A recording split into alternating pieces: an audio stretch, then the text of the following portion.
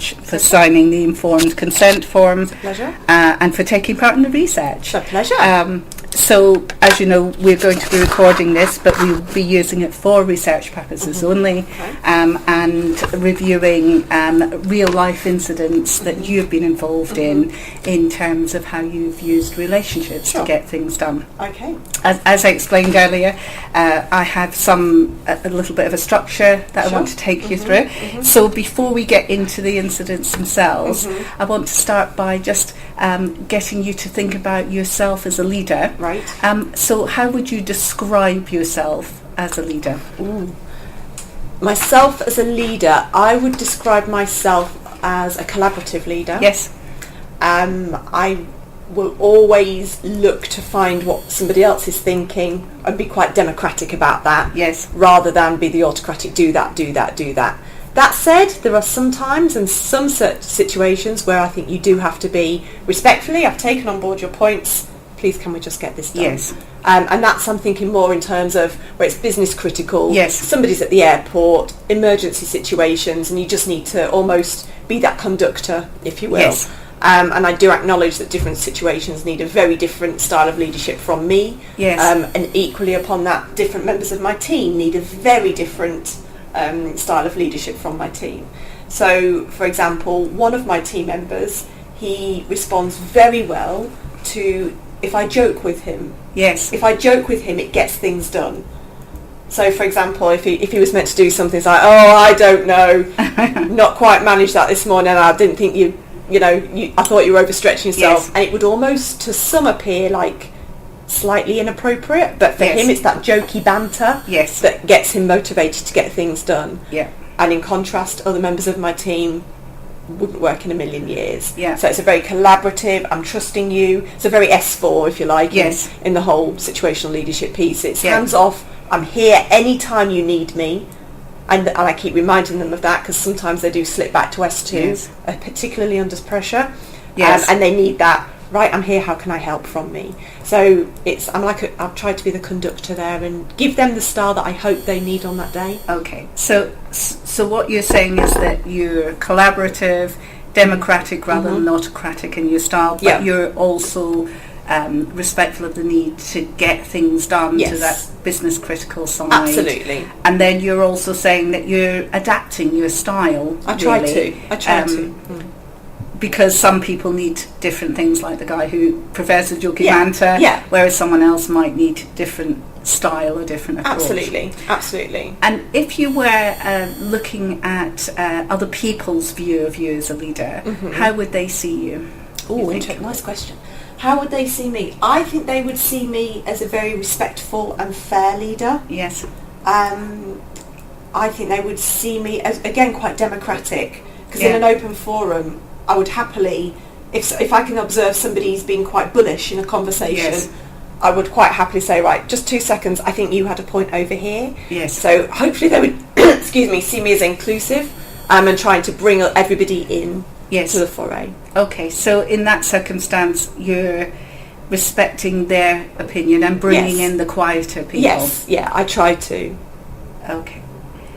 Anything else you think people would say about your leadership style? What would I think? Well, I had one comment made to me at the Christmas party, which probably isn't appropriate to share, but it was along the lines of quite an assertive leader. Yes. And I do agree with that, actually. I do think I can be quite assertive. And I think my external perception from others of myself is that I am quite assertive, but inside that sometimes isn't quite what's going on. Yes, so what you're saying is that you see yourself as being democratic and listening and referring to people, but sometimes people might see that as assertiveness. Yeah. Okay, that's great. And then if you think about the organisation that you're working in and the environment, just thinking about what kind of culture it is that you're operating. So some businesses are quite hierarchical in the way they get things done. Others are a bit flatter in their structure. How would you like to describe this organisation? I would describe Reader Mackay as flat, However, as we grow internationally, we're in a real state of change at the moment. Yes.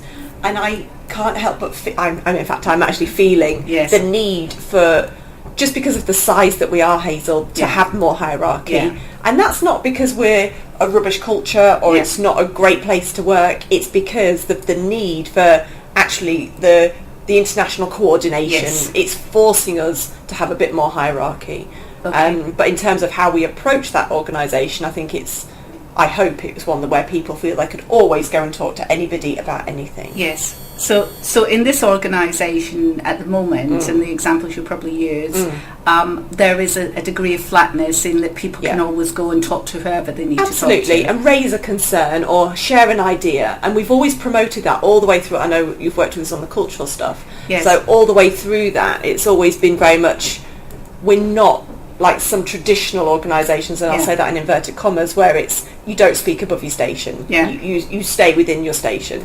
We think, do you know what? If you've seen a different idea to us, share it. Just share it, Yeah. because it'd be great to hear it. Okay, so that's the sort of culture that you're working within. And how long have you been a leader of people? A leader of involved people. I've been a leader of people here or in my career. in general? In general, I've been a leader since 2004. Yes. Goodness.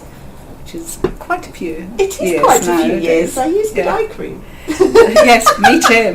You do? It's essential ones. Important things in life. You're right.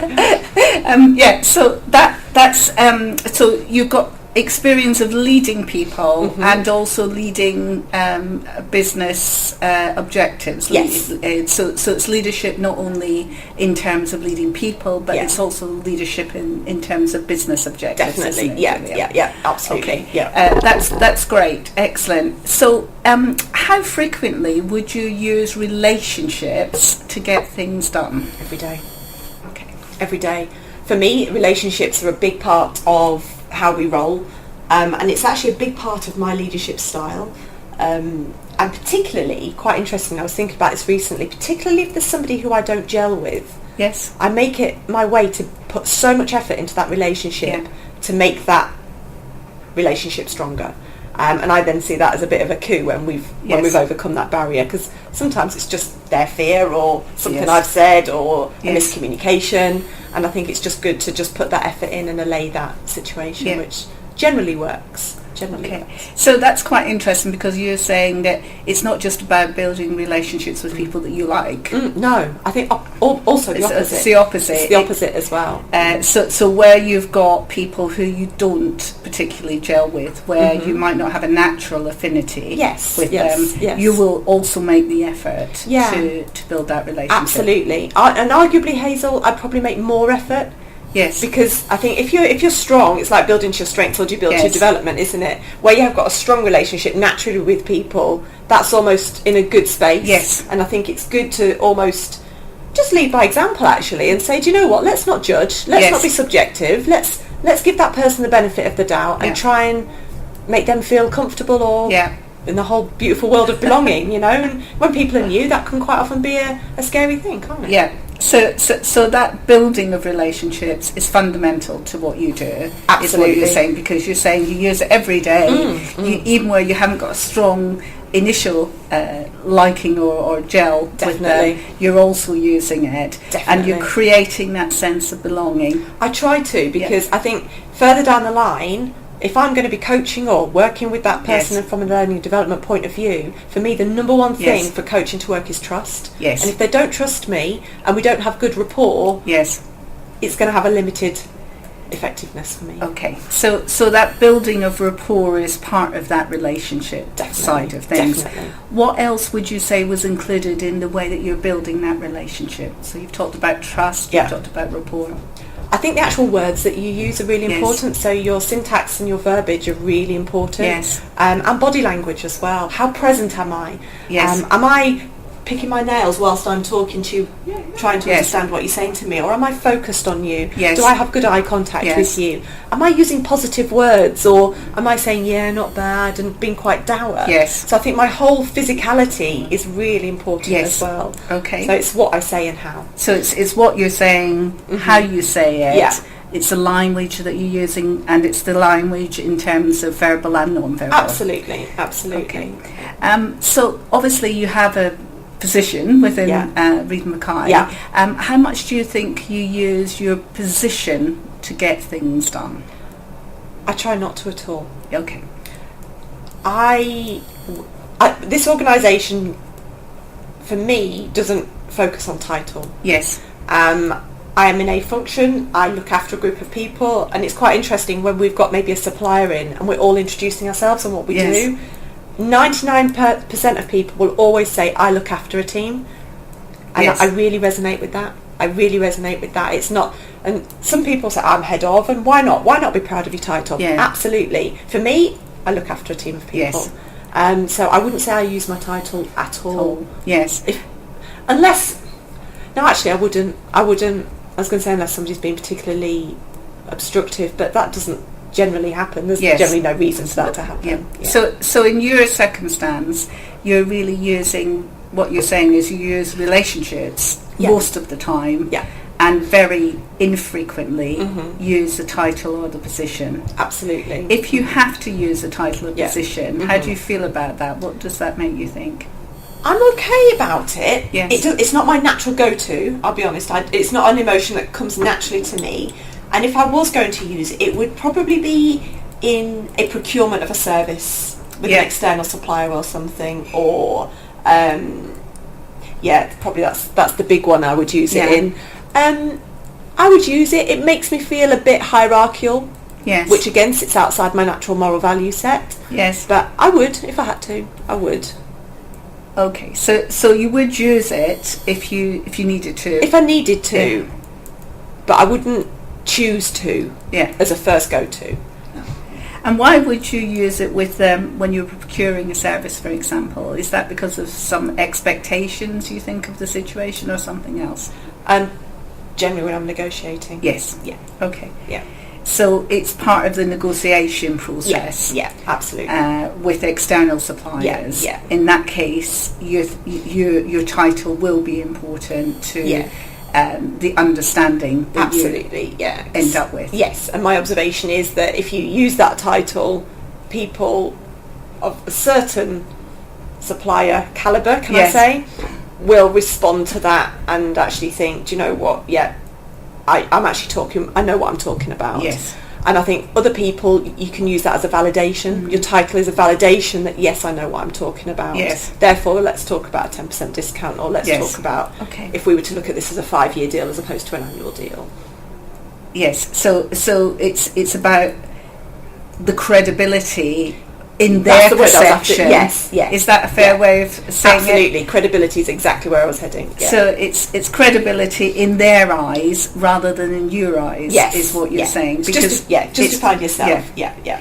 So you're justifying why you're saying what you're saying as part of that, rather than just being a standalone conversation as well. Okay, that's great, excellent. And then the other area that people would tend to use is around their own personal characteristics that make them effective. And if you think about your own personal style or knowledge, how much would you use that to get things done? Well, my personal style. I think because I've been here quite some time. Yes. People know my style. Yes. And people say that they can read my face like a book, so it kind of, they know where I'm at. Yes. And the team particularly say, Jules, we know if we just need to get something done, we just need to get it done. Yeah. And I think we've picked that up by the non-verbal cues as well over the years. Yes. I'm toying with myself. Would I use my personality to get stuff done? I think I probably do. Yes. I think I do. In terms of, come on, people, we're all adults here. We're all hardworking here. We all respect and get on with each other. Yeah. Can this please be done by 5 p.m? And I know if I said that to my team, they would do it, come hell or high water. And I think that would probably just be more to focus the team. Yes. But they do know in my